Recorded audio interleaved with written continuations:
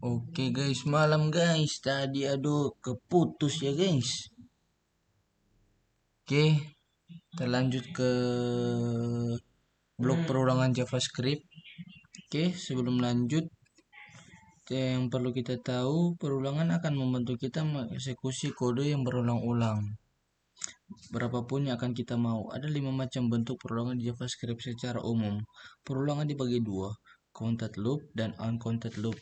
Perbedaannya, counted loop merupakan perulangan yang jelas dan sudah tentu banyak perulangannya. Sedangkan uncounted loop merupakan perulangan yang tidak jelas berapa kali ia mengulang. Perulangan yang termasuk dalam counted loop ialah perulangan for each, perulangan repeat. Sedangkan perulangan yang termasuk dalam uncounted loop, perulangan while dan perulangan dual. Oke, langsung saja kita masuk ke yang pertama, perulangan for. Perulangan for merupakan perulangan yang termasuk dalam uncounted loop karena sudah jelas berapa kali ia akan mengulang. Contoh yang seperti kita dalam coding ini, kita melakukan for counter 10, counter lebih dari 0, for let i sama dengan 0, jadi kita mulai dari 0, i kurang dari sama dengan 10, dan i plus plus maksudnya itu setiap i ditambahkan nilai 1.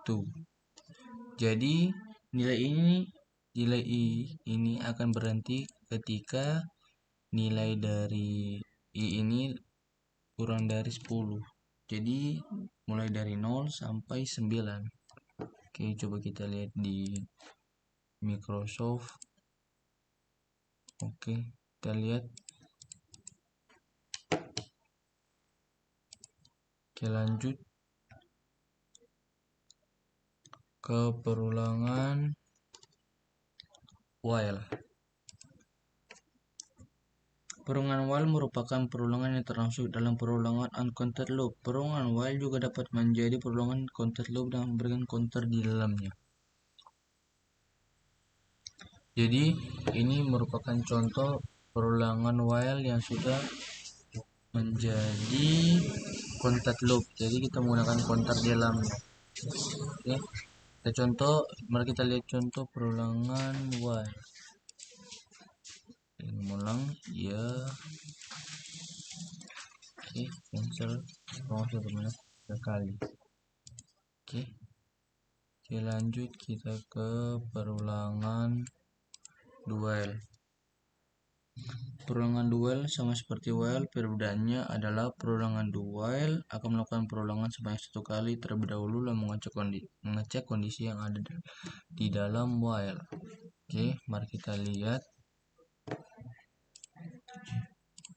Ulang 1 kali, 2 kali, 3 kali, 4 kali. Oke, 4 kali kita cancel. Oke, 4 kali, tapi sebelum dimulai perulangan ini perulangan sudah dilakukan sebanyak 1 kali pada saat di awal. Coba kita begini, 1, 2, 3. Yap, 1 kali. Oke, lanjut ke perulangan for each.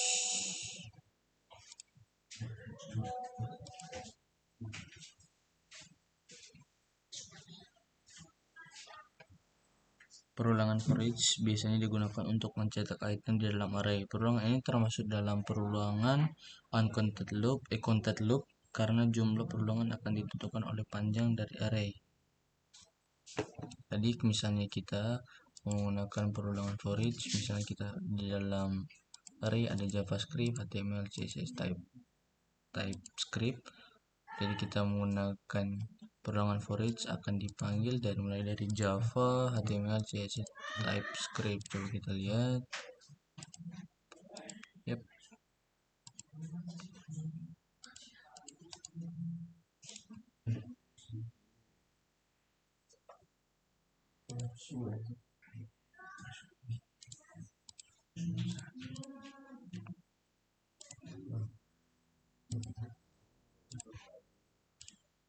Oke, lanjut ke perulangan method repeat.